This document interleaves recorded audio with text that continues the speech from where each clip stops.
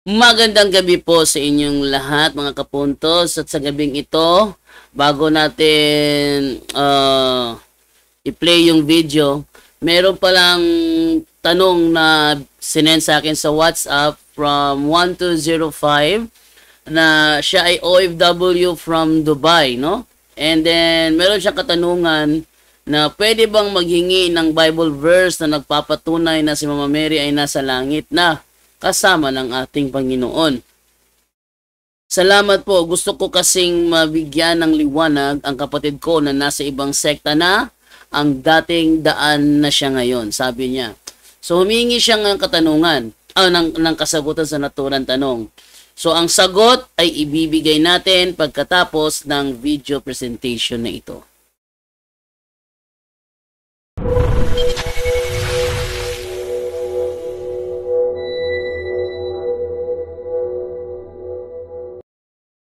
Magandang araw po mga kapuntos, at sa araw na ito po meron po akong tampok na video para sa inyo at sana ay magustuhan ninyo. Kaya sa mga bago pa po sa aming channel, please po don't forget to hit the subscribe button at ang notification bell para maging notified kayo sa bawat video na ilalabas ko sa channel na ito. At bilang kahilingan po ng punto por punto team at naway maintindihan po ninyo, sana po wag nyo pong i-skip yung mga ads sa aming mga video. Sa maliit na bagay na po na yan, malaking tulong po yan sa ating programa at sa ating ministry. Sana po maunawaan po ninyo. Maraming salamat po, kaya wag na po natin patagalin. Simulan na po natin.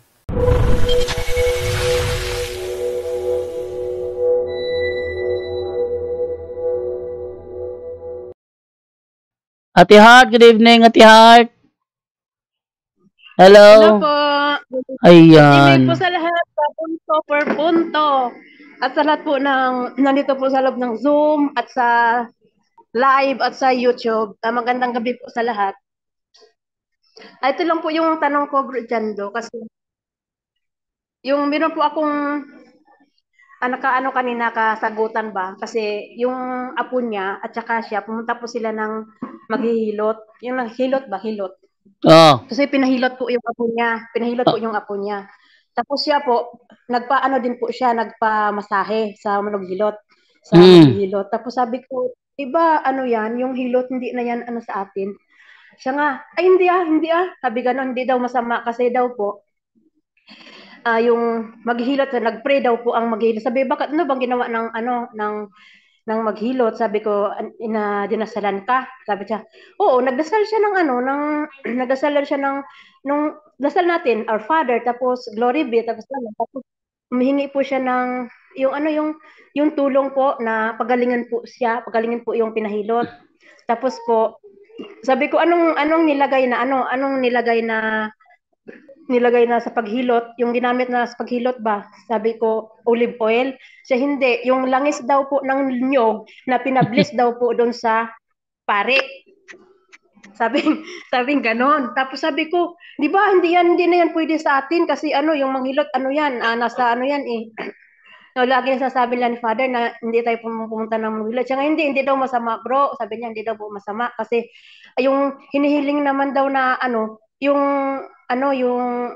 hindi naman daw humihiling doon sa masamang espiritu na ano kasi humihingi daw sa Holy Spirit na ano sa kabutihan. Sabi niya, bakit? Ano ba yan yung ibig sabihin diyan? Kasi pinasahan ko po siya doon sa ano yung manghuhula o manghihilot bro na doon sa Book of Deliverance ni Father Sikia. Pinasa ko po sa kanya yung ano, yung and screenshot ko po, tapos pinasa ko po sa kanya, o tingnan mo, bawal yung ano, hilot, kasi ano yan, hindi yan pwede na sa atin. Tapos sabi niya, bakit? Tatanungin kita, ano ba yung tinatawag nila na ano, na pag yung mga naghihilot daw, masamang espiritu ba yan? O ano? Sabi ko, syempre, masamang espiritu kasi pumunta ka sa hilot. Kasi sa ano yan eh, kasi di ba yung sa exorcist, sa deliverance, yun ang nakalaban nila, yung masamang espiritu. Syempre, ganun din yun kasi pumunta ka ng hilot. Tapos ayun, nakipagtala talaga siya, hindi nga daw masama kasi syempre, kung maano ka, mabalian ka, saan ka pupunta? Di ba sa hilot, ipahilot mo doon sa ano, alang-alang pumunta ka sa doktor, ang doktor yung maghilot. Siyempre, doon ka pumunta sa hilot para maano yung balik daw po. Sabi ko, ayun, hindi na kami nagkaano. Sabi ko, yung amo, itatanong ko to sa ano, itatanong ko sa punto por punto, pakinggan mo na lang, pasa ko sa iyo yung, kung ano yung masasabi po nila. Ayun, yun po bro. Okay, no? Ang hilot na ipinagbabawal, yung hilot na may dasal. Hilot na may bulong. Yon ang ipinagbabawal. Pero yung hilot dahil napilay, wala namang sabi dito sa ano, sa Handbook of Catholic Handbook of Deliverance Prayer ni Father Sikia sa page 8, ganito sinasabi. Someone who is engaged in hilot, this is a form of massage where incantations or bulong are used by the practitioner to invoke the assistance of spirits to aid in the healing of relaxation of the client. Yung mga hilot na may dinadasalan, yun ang bawal. Pero yung hilot lang para yung pilay magbalik, ordinary lang na hilot, walang problema yon. Ang problema doon yung hilot na dumadasal, bumubulong-bulong. Yun ang bawal doon. Kung yung mismong manghihilot din, kahit sabihin natin yung manghihilot mismo, wala naman siyang orasyon, wala naman siyang bulong, wala siyang dasal. Pero meron siyang occult involvement, bawal pa rin yun. Kailangan talaga, kung meron manghihilot, at least walang anumang kinalaman sa occultismo. Yun, te. Yun nga po bro, tinanong ko po siya bro kung kilala mo ba talaga yung naghilot? Kasi kung di mo alam kung involved din siya sa occultismo kasi di ba nagpe-pray, okay lang po ba na siyempre pinipray po yung prayer po natin. Yun ang pinipray po bago po siya naghilot po bro, yun nagpray po siya ng prayer. Tapos yung langis po na hinaplas po niya bro, okay lang po ba yun? Yung langis ng lobby na ano? Hindi okay yun. Hindi okay yun. Ito pa, kahit dasal pa ng Katoliko ang idasal nila, as long as ang nagsagawa ay may occult involvement, magiging occultism yun. Yung occultism yun, kaya sabihin po niya nga, ipamisa mo yan, ikumpisal mo yan, occultism pa rin yun kung meron siyang occult involvement, meron siyang occult contamination doon. Mawawala lang yung occult contamination pag ni-renounce niya yon. Pangalawa, nakalimutan ko yung sinabi mo ngayon lang. Ano yung bro Christian?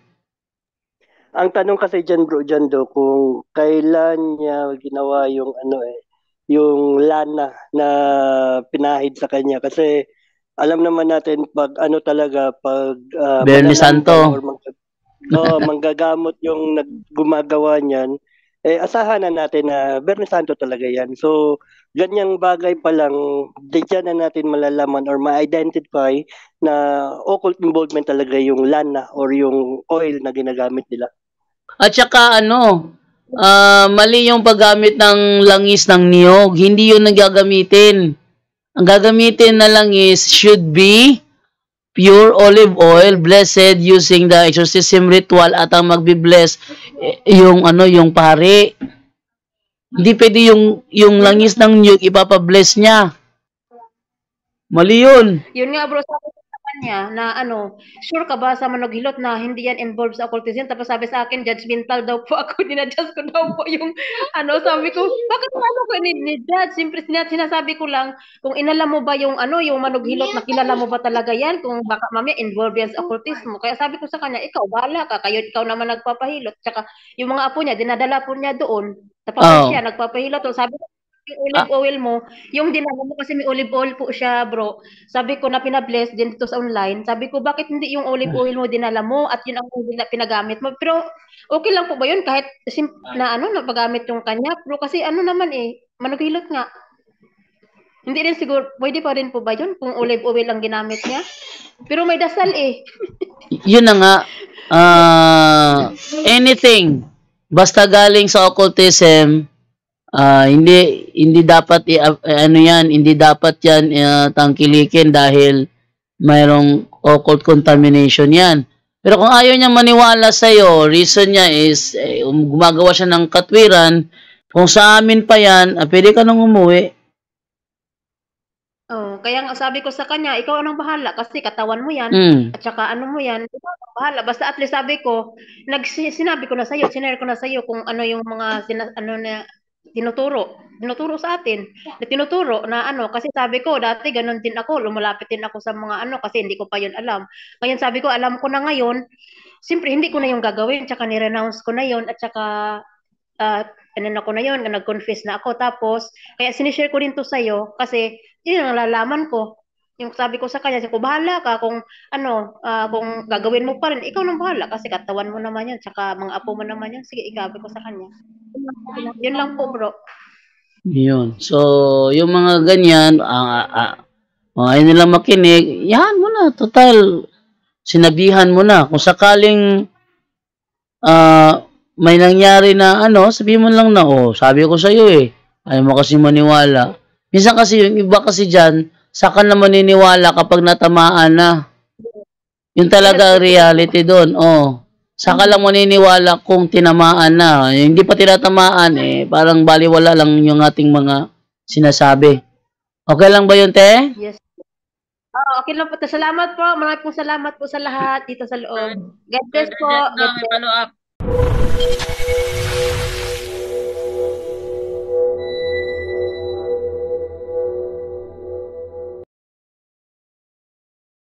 Ayan po, so ito na tayo sa ating pagsagot sa naturang tanong. Ito ay galing sa tanong ni 1205 at ganito po ang kanyang sinasabi. Pwede bang maghingi ng Bible verse na nagpapatunay na si Mama Mary ay nasa langit na kasama ng ating Panginoon? Salamat po. Gusto ko kasing mabigyan ng liwanag ang kapatid ko na nasa ibang sekta na ang dating daan na siya ngayon. So, ang sagot ay wala siyang direct verbatim na pagkakasabi, pero may mauunawaan tayo. Kung ating babasahin po yung nasa Revelation chapter 12 verse 5 ay ganito ang sinasabi. Ang babae ay nagsilang ng sanggol na lalaki na nakatakdang maghari sa lahat ng bansa sa pamamagitan ng tungkod na bakal. Ngunit may umagaw sa bata at dinala ito sa Diyos sa kanyang trono. So, dito may sinasabi babae magsisilang ng sanggol na lalaki na nakatakdang maghari sa lahat ng bansa. Tanungin nyo, sino ang batang ito? Pag nalaman natin kung sino ang batang ito, sino ang nagsilang sa kanya? Dahil ang babaeng tinutukoy rito ayon sa 12 verse 1, kasunod nito'y lumitaw sa langit ang isang kakaibang palatandaan, isang babaeng nadaramtan ng araw at nakatuntong sa buwan, at ang ulo may koronang binubuo ng 12 bituin. Ang babaeng ito ay nasa langit at ayon sa verse 5, ito ay nagsilang ng sanggol na lalaki. Tanungin nyo, sino ang sanggol na isinilang? Pag sinagot nila yan, tanungin mo kung sino ang ina. Yan lamang po. Kasi lang talagang direktang sinasabi talaga na siya ay umakyat sa langit. Kasi noong panahon na nawala ang kanyang labi, walang apostol na wala nang apostol na susulat sa Biblia dahil sirado na. No, na finalize yung Biblia.